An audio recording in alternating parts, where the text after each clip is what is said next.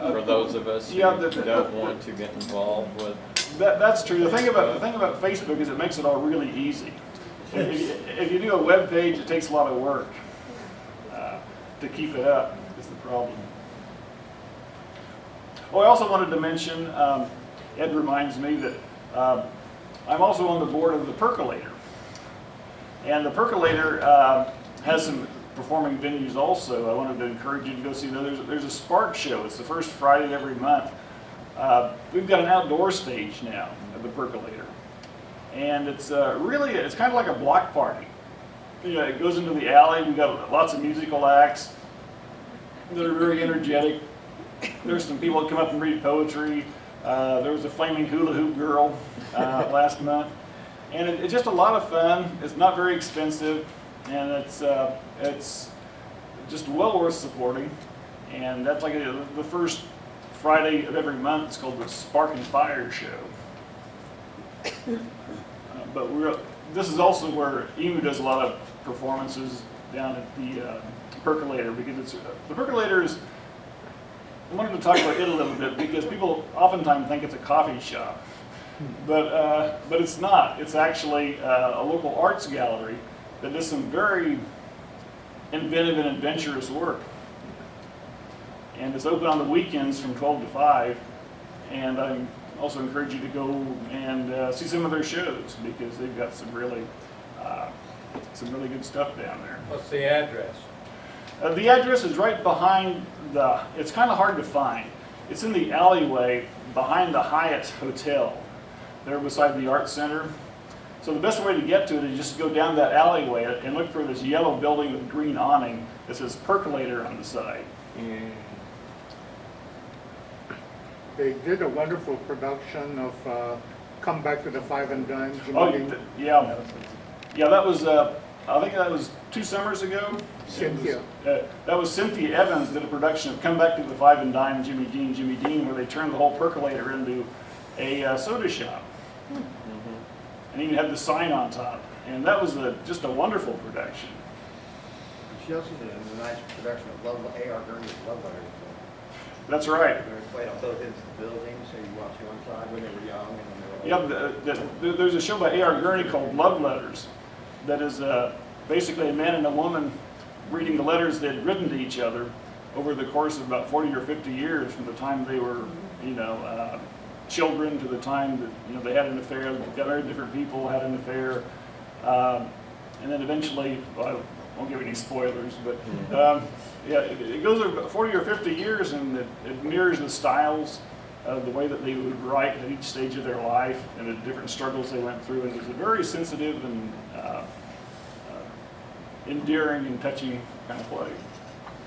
Well, it really is a multi-use. It's thought of as an art gallery, but Ed and I went and saw, I think were they Laotian monks who were doing a prayer chant for things that happened way back in the Vietnam era. It was powerful. And now they provided the space to do that. So that's what I love about the Percolator. It will try most anything. They're a very adventurous group of people that are very fun-loving at the same time. Was that the same group that was preparing that mandala at the one side center? I don't know. It might have been. What's EMU stand for? There we go. People always ask that, and I didn't get involved with EMU until a couple of years after they were actually founded. They were founded by a couple of guys, Andy Stowers and Nate Cadman, who came up here from Wichita State, and they called it EMU, and they never have really let on what it stands for, other than that it's not the bird. So it's just one of those mysteries that we kind of live with. Create your own acronym. Yeah, it's invent your own. The different independent theaters get their own kind of culture going. EMU has always been devoted to what we call poor theater, in the sense that you spend as little money as possible. The costumes that you wear, what you find on your own rack at home, the props are what you can find at home or in dime stores. The theory being that theater should be as inexpensive as possible to reach as many people as possible. Card Table has been a very adventurous group that has, I think, had a real emphasis on art and on really good theater. That pretty good summation, Jeremy? Or Yeah. The name comes from, it's a riff off of a story which Paul helped me with, the author of Stone Soup, which is a story of two Civil War soldiers wandering through the town, and there's a big pot. They set a big pot up in the middle of the town square, and they throw a rock in it, and they fill it full of water. People keep coming by, and they say, well, we're making stone soup. Well, you know, some onions would be good in there, and then someone had some onions, and then also potatoes would be. And that's where the card table comes from, because it was used in another film where someone set up a card table in the middle of the square, did the same thing until they had this grand wedding. So that was where the concept of the idea came from. Okay, that's good to know. You start with a card table and you build a cathedral. You know, so we've always tried to up our production values from each show that we do in one way or another, whether it means better costumes or better sound, better talent, better lights, better venue. You know, we always try to up those production values and spend what we can. And like Dan mentioned, the Victor Continental show, which we did for 15 years, was a comedy show, a sketch comedy show, and it was pretty successful. So we were sort of able to build a bankroll that we could go forward for. And in the 15 years, 16 years, we've never lost money on a show. No, I mean, we've made like $1. We've never lost money on a show. And it's hard. Well, and isn't that the case with EMU, that the horror show or the short play festivals, aren't those your money makers? Yeah, we had, they both kind of fallen by the wayside because EMU is kind of going through a restructuring right now. But for a long time we had two dependable money makers. One was called the Horror Show, and I think I've got a poster or two up here for that. The first one that we had actually involved a cast of extras that were had been turned into zombies, and they assaulted the audience, and the actors all grabbed the flats and held the monsters back while the audience was ushered out through the doors, where all the shooting and the hammering and the shrieking began. That was a lot of fun, and that was very popular. So we started a yearly horror show over Halloween.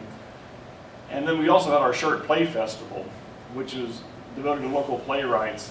That we have a contest, we choose the best plays, and we put those on usually in the springtime.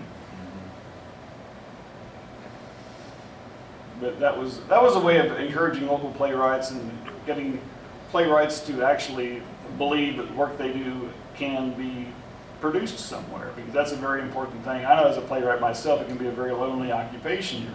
You're writing a show that's designed to go up somewhere and entertain people, and it just sits there on your page, you send it out, and you get rejection slips. I wanted to mention, Kerry was mentioning the show that we'd done, that he did the reading for, and that was a show that I wrote back in about 2002, I think I was writing. It's called The Henry K, and it was based on a book by Christopher Hitchens called The Trial of Henry Kissinger. And I don't know if you recall, but Kerry and I were just talking about this. In the summer before 2011, there was actually some momentum coming out and some revelations about all that Henry Kissinger had done during his reign as Secretary of State. And there were a lot of people that were just pretty much outraged by it. And then there was talk about bringing him to trial, or at least getting some kind of accountability. And then 9/11 came along, and all talk of that just stopped in its tracks.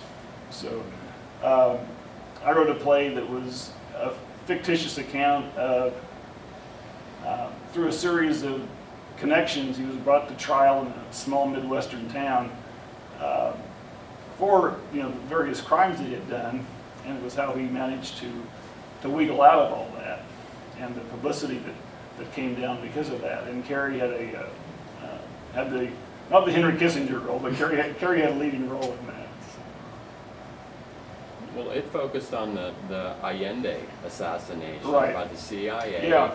And at the time where the play was even being put on, stuff was coming to light about Pinochet's involvement backed by the CIA. It was being reported on public radio, so it was a great time to put that on. And the Pinochet coup came on 9/11. And that was the date of it. So that was kind of an interesting coincidence there.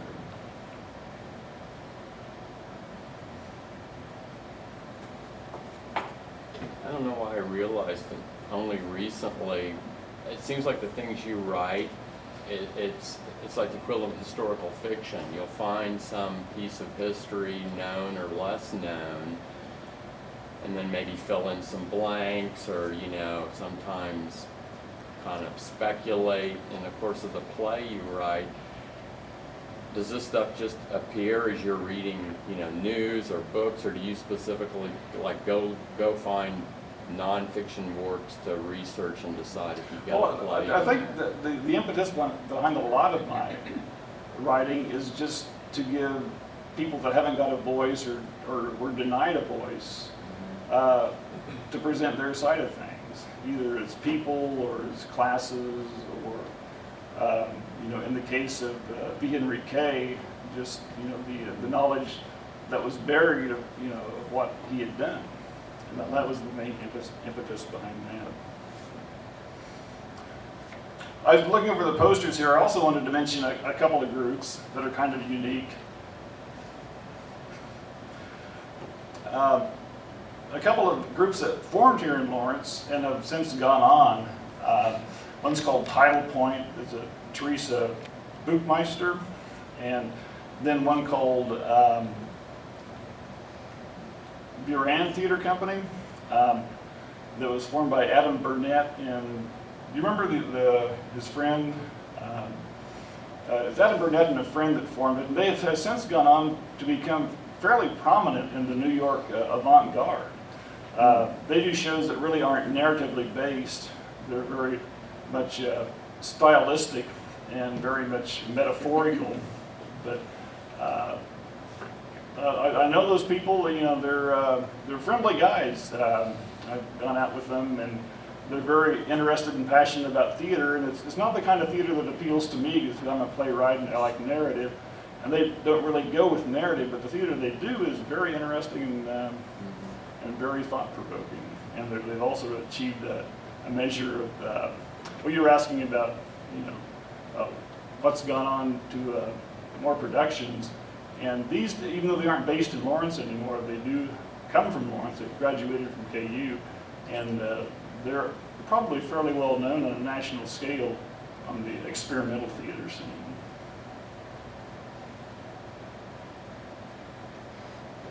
Did you mention the Paul Stephen Lynn playwriting contest? I didn't mention the contest. Card Table has a Paul Stephen Lynn playwriting contest, and that's coming up. Okay. We have announcements for it, and I'll leave them on the head table for anybody who wants to. It's the third winner, and the reading is on Saturday, September 17th at 7:30 at the Eagles Lodge. It's a play called Love You by a woman named Ann Magaha. I think she used to live in Missouri, but she's moved to New York. And if I remember correctly, Will Averill said there were about 35 entries this year. Yeah. And this was, I think, the most interesting one. It's about a young couple that inherit a piece of land in Missouri, and they come to look at the land, and there's an elderly woman in a neighboring piece of land whom they befriend, but the friendship deteriorates when they begin to argue about certain things.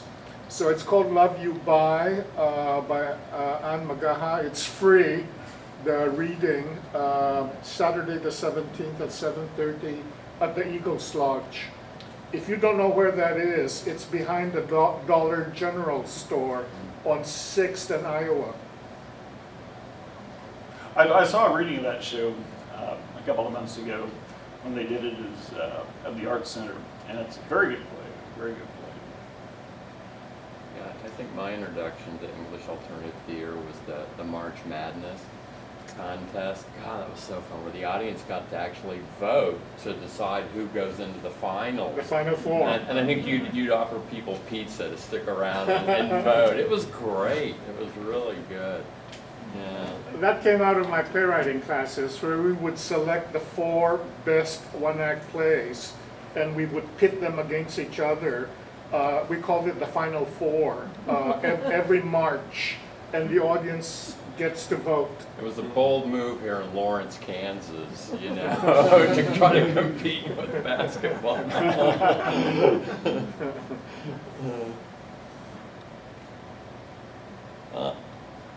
I wonder, you know, with all the independent theater going on here, because you do it more regular than I do, but I've done it with you before. Is there any talk about trying to do a mini fringe festival like in Lawrence, or would that just be not enough venues, not enough people to do a number of shows in a short period of time? You know, they've got the Kansas City Fringe. They got the Kansas City Fringe Festival, which is a really stupendous festival that goes on every August in Kansas City. I think it would just overshadow anything Lawrence could do.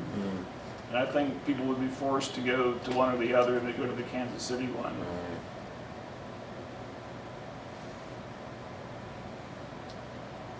I've also wondered about access to some of the venues, because we talk about money makers, and you know the need to, even as poor theater, there's certain costs you incur. Is it kind of a case where you have to have money to make money? I mean, do the shows that make the most money tend to be the ones that are put on in the Lawrence Arts Center, for example, even if it's in the basement? So you have to come up with more money in order to put on one of those shows? There is a certain element to that, that to get a good venue, you need to spend more money, and the better the venue, the more people you'll get typically. Well, do you have avenue to try to work out some sort of arrangement like you got the Percolator, where it's a percent of the gate? Especially, I mean, Theater Lawrence out there, didn't they get some local money, I mean, taxpayer funding? I mean, so would you have avenue to say, well, we should have access to this at a reasonable rate? Or was that all privately funded? I don't know. I don't But the know. Lawrence Arts Center probably was. Yeah, I honestly don't know. The Lawrence Arts Center was a pretty good venue for a long time for us. But we went over to the Percolator just because I think it was more, it fit our style more, I think, than the Arts Center. You might mention also the production of Waiting for Godot that was done at Pascal. Oh yeah, that was a very unique We production. charged it all for Really? that. But unfortunately, it was very poorly attended, even though it was a phenomenally delightful production. That was, we did a Samuel Beckett play called Waiting for Godot, and that was done outdoors on the powwow grounds. And yeah, Stephen's right, it was just a fabulous production. And it was also very poorly attended, which is unfortunately the case with an awful lot of evening shows. Carrie mentioned our fringe experiences, and I wanted to talk about those both as a kind of an indicator of both the artistic success and the financial, I won't say catastrophe, but the financial mishap that a lot of these shows are. Ron Willis is also a big supporter of independent theater in Lawrence and the AD movement. Ron Willis was a professor of theater at KU for a number of years, and he directed a show for EMU back in 2003, I think. Carrie was in that. It was a production of a show called Futz, which is the story of a man's carnal attraction to a pig. And it's well known in independent experimental theater circles, and it's not just a salacious kind of play. It got some very serious themes about normality, what counts for normality, how we determine it, where the line is, different things like that run through it. And Ron Willis directed a really marvelous production of it. And we did it as here in Lawrence as an EMU show. Then we took it to the Fringe Festival. And at the Fringe, it was what, maybe the average attendance was like maybe 6 people. Yeah, it was a great venue. Was that movie theater? Yeah, at a Wonderland, Screenland in Kansas City. But it was also early days in the Fringe Festival. Yeah. The word hadn't gotten out. Yeah, it was when the Fringe Festival in Kansas City was much smaller. And they did this really marvelous production involving probably 8 or 9 actors. And frequently the audience was larger than the cast, or the cast was larger than the audience was, which is just a shame. And then I directed a show called 448 Psychosis, which is an English show by Sarah Kane, which is about a girl who commits suicide. It's a very powerful show, very well known. And we did it here. It was co-sponsored by Burt Nash. And it went over pretty well here, actually. And then we took it to the Fringe Festival. And again, had an audience. I think one of the audiences was like 5 people. One was about 7 people. And our big audience, our big house was about 20. So to me personally, you know, primarily I'm a playwright. I'm grateful for EMU for giving me an opportunity to also direct shows. I've learned a lot directing. That particular one was great as, was a great directing experience. While I was directing it, while we were, you know, collaborating together with the actors to produce a show, but taking it to the Fringe was really kind of a dispiriting thing because, you know, you drive to Kansas City, you put the set up, you do all the work, and, you know, there's like 2 people in the audience. So that's something that I really would want to do again, frankly.